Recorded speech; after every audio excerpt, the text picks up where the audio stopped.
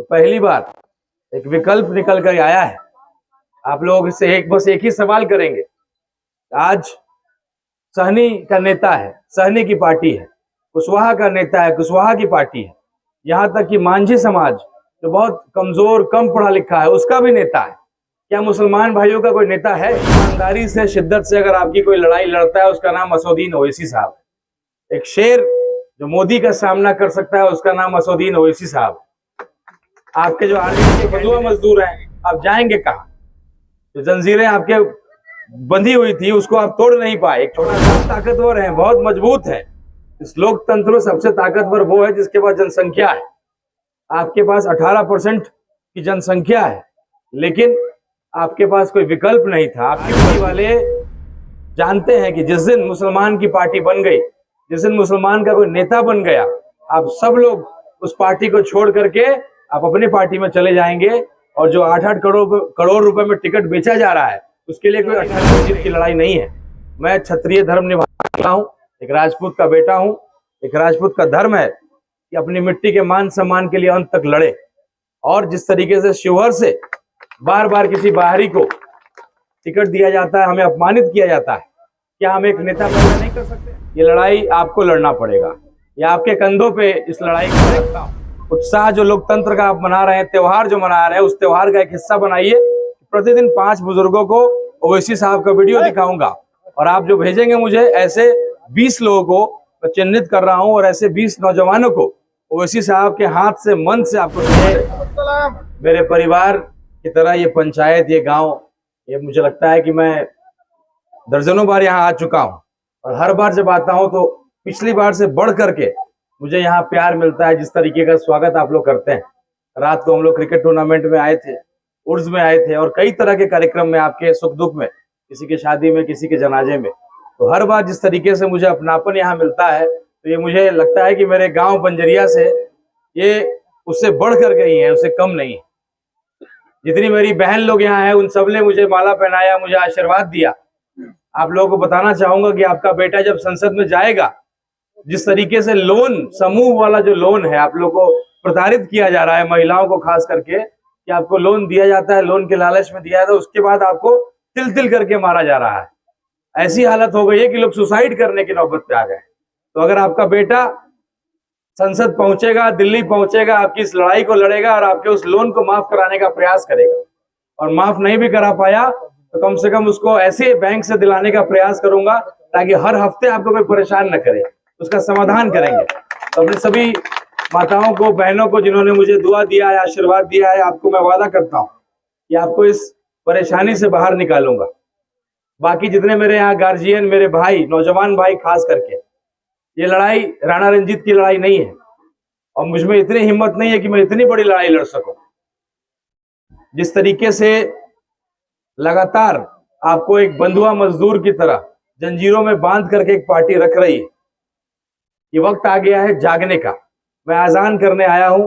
लोकतंत्र का जो महापर्व है, और पर्व जो ऐसा है, शिवहर में जो पर्व होने जा रहा है, पूरे बिहार में इसकी चर्चा है। लोगों ने सोचा था कि एमआईएम पार्टी जो है यूं ही किसी को खड़ा कर देगी, ऐसे ही कोई पार्टी खड़ी होगी, लेकिन जिस तरह का हुजूम प्रतिदिन खड़ा हो रहा है, जिस तरह का आप लोग का जो जुनून, जो मजलिस के जो दीवाने, बाकी पार्टियों में कार्यकर्ता होते हैं, यहाँ दीवाने होते हैं, और एक कार्यकर्ता मजलिस का 100 कार्यकर्ता के बराबर है और ये उनको नजर आने लगा है। कोई ईमानदारी से, शिद्दत से अगर आपकी कोई लड़ाई लड़ता है उसका नाम असदुद्दीन ओवैसी साहब। एक शेर जो मोदी का सामना कर सकता है उसका नाम असदुद्दीन ओवैसी साहब। आपके जो आरजेडी के कैंडिडेट हैं, जब वो आपके पास वोट मांगने आएंगी, हालांकि पहले तो आपसे वोट मांगने भी कोई नहीं जाता था, लेकिन जब उनको पता लगा एमआईएम क्या कैंडिडेट है और एमआईएम की तरह 90% मुसलमान जो है उस तरफ जा रहे हैं, तब तो आपके पास वोट मांगने आए, वरना आपके दरवाजे तो जाते भी नहीं थे। उनको तो मालूम था कि आप तो बंधुआ मजदूर हैं, आप जाएंगे कहाँ? जो जंजीरें आपके बंधी हुई थी उसको आप तोड़ नहीं पाए। एक छोटा सा हाथी जो होता है बचपन में, उसको एक जंजीर से, सिक्कड़ से बांधा जाता है। जो छोटा होता है तो प्रयास करता है उस जंजीर को तोड़ने का, लेकिन उस समय वो छोटा होता है, वो नहीं तोड़ पाता है। उसको लगता है कि मैं इस जंजीर को आजीवन नहीं तोड़ पाऊंगा। जब वो बड़ा भी हो जाता है, बहुत ताकतवर भी हो जाता है वो हाथी, उसके दिमाग में यही बैठा रहता है कि बचपन में मैंने कोशिश किया था, इस सिक्कड़ को मैं नहीं तोड़ पाया, वही स्थिति आपकी हो गई। अब आप बहुत ताकतवर हैं, बहुत मजबूत हैं। इस लोकतंत्र में सबसे ताकतवर वो है जिसके पास जनसंख्या है। आपके पास 18% की जनसंख्या है, लेकिन आपके पास कोई विकल्प नहीं था। आपकी भी गलती नहीं है। तो पहली बार एक विकल्प निकल कर आया है। आप लोग इससे बस एक ही सवाल करेंगे। आज सहनी का नेता है, सहनी की पार्टी है, कुशवाहा का नेता है, कुशवाहा की पार्टी है। यहाँ तक कि मांझी समाज जो बहुत कमजोर, कम पढ़ा लिखा है, उसका भी नेता है। क्या मुसलमान भाइयों का कोई नेता है? क्या मुसलमान भाइयों का कोई पार्टी है? कभी नहीं बनने देंगे। आरजेडी वाले जानते हैं कि जिस दिन मुसलमान की पार्टी बन गई, जिस दिन मुसलमान का कोई नेता बन गया, आप सब लोग उस पार्टी को छोड़ करके आप अपनी पार्टी में चले जाएंगे। और जो 8-8 करोड़ रुपए में टिकट बेचा जा रहा है, उसके लिए कोई अठन्नी भी नहीं रहेगा। ये ताकत आपकी है। आपने पहले कांग्रेस का साथ दिया था लंबे समय तक, फिर आपका जब मन फटा वहां से आप चले आए छोड़ करके, कांग्रेस बर्बाद हो गया। अभी आप आरजेडी के साथ हैं, लंबे समय से आप साथ दे रहे हैं। आप कभी कोई जाति नहीं देखते हैं, अपना व्यक्ति नहीं देखते हैं। आपके भी समाज का कोई खड़ा होता है तो केवल आप लालटेन को देखते हैं। आपने कभी किसी की जाति नहीं देखी है। आज देखिए क्या हो रहा है। जो आरजेडी की कैंडिडेट है, उनके सारे मैनेजर कौन है? वही मैनेजर है जो रमा देवी के मैनेजर थे। सारे आरएसएस के कैडर के लोग हैं। तो क्या बदला है? कुछ भी नहीं बदला। आज उस पार्टी से भी तो वही लोग आ रहे हैं जो आरएसएस के कैडर के लोग हैं। तो ये वक्त है अपनी ताकत को दिखाने का। ये लड़ाई राणा रंजीत की लड़ाई नहीं है। मैं क्षत्रिय धर्म निभाता हूं, एक राजपूत का बेटा हूं। एक राजपूत का धर्म है कि अपनी मिट्टी के मान सम्मान के लिए अंत तक लड़े। और जिस तरीके से शिवहर से बार बार किसी बाहरी को टिकट दिया जाता है, हमें अपमानित किया जाता है, क्या हम एक नेता पैदा नहीं कर सकते हैं? अनवारुल हक साहब यहाँ के नेता थे, मोतियुर रहमान साहब थे, पंडित रघुनाथ झा जी थे, सीताराम बाबू थे, जिनका नाम पूरे देश में था। आज भी कहानियां सुनाई जाती है कि साला एसपी को फोन लगाते थे तो एसपी खड़ा होकर बात करता था। अब एक नया दौर देखिए, इंस्पेक्टर और थाना प्रभारी तो बात ही नहीं सुनता है। तो हम लोग वही शक्ति जनता को लौटाना चाहते हैं, ताकि कोई कार्यकर्ता जाए तो कहे कि मैं राणा रंजीत का कार्यकर्ता हूं। तो सांसद की हैसियत से बात करे, उस ताकत से बात करे। और जो अफसरशाही फैला हुआ है हर चीज के लिए, जिस तरीके से घूसखोरी, भ्रष्टाचार का आलम है, ये केवल इसलिए है क्योंकि ताकत जो है जनता के पास नहीं है, ताकत सारा अफसर के पास।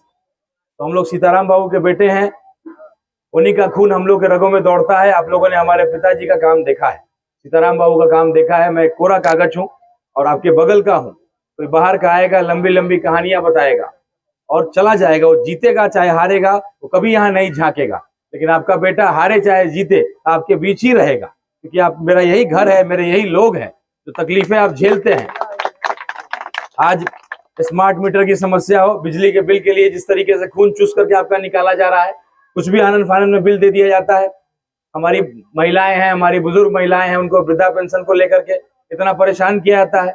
कोई लड़ने वाला नहीं है, कोई बोलने वाला नहीं है, क्योंकि पार्टी के नाम पे ऊपर देखो के नाम पे हम लोग किसी को भी यहाँ का सांसद बना देते हैं, तो झांकने तक नहीं आता। वो भी कहता है कि आपने मुझे कहाँ जिताया, आपने तो मोदी जी को वोट दिया, आपने तो ऊपर वोट दिया। ये भी जिताइएगा तो कहेगा आपने तो ऊपर वोट दिया। तो ऐसा नहीं करना है, किसी व्यक्ति को करना है। मैं एक नौजवान हूँ, आपके छोटे भाई की तरह हूँ, आपके भतीजा की तरह हूँ। मेरे अंदर जो एनर्जी है, जो काम करने की क्षमता है, सेवा करने की क्षमता है, और मेरा मकसद है कि सेवा करके आपका दिल जीतूंगा। मैं यहाँ वोट मांगने नहीं आया हूँ, मैं दिल जीतने आया हूँ। और दिल जीत लूंगा तो आप सब मेरे लिए वोट मांगेंगे। और ये गांव तो मेरे दिल के बहुत करीब है, मेरा अपना गांव है। और कहीं ना कहीं मेरे एक बंजरिया गांव के बगल में एक गांव है जिसका नाम है नया गांव, डुमरी कटसरी ब्लॉक में। उन्होंने मुझे चैलेंज किया है कि पूरे संसदीय क्षेत्र में सबसे ज्यादा वोट नया गांव से पड़ेगा। तो मुझे लगता है कि अब ये मैं उनको फोन लगा के बोलूंगा कि जो आप कह रहे हैं कि सबसे अधिक वोट नया गांव को आएगा, मुझे लगता है कि आपका आसान नहीं है रास्ता, क्योंकि चकवा और ये जो पंचायत है आपका, हमारे सरपंच साहब भी बैठे हुए हैं, हमारे गार्जियन बैठे हुए हैं, आप दोनों में बहुत जबरदस्त कंपटीशन है। मुझे लगता है कि नया गांव को आप पछाड़िएगा और इस इलाके में MIM को, ओवैसी साहब को सबसे ज्यादा वोट आए।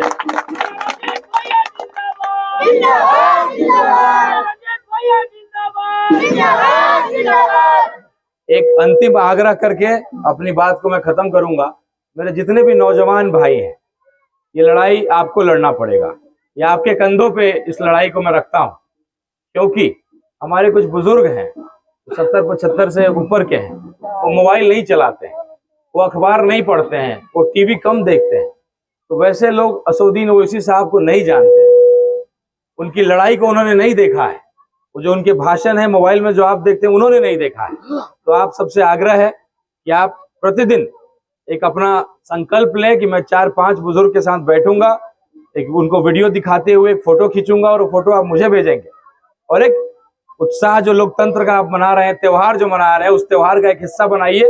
प्रतिदिन 5 बुजुर्गों को ओवैसी साहब का वीडियो दिखाऊंगा, और आप जो भेजेंगे मुझे, ऐसे 20 लोगों को मैं चिन्हित कर रहा हूं, और ऐसे 20 नौजवानों को ओवैसी साहब के हाथ से, मन से आपको सम्मानित कराऊंगा। बहुत बहुत शुक्रिया।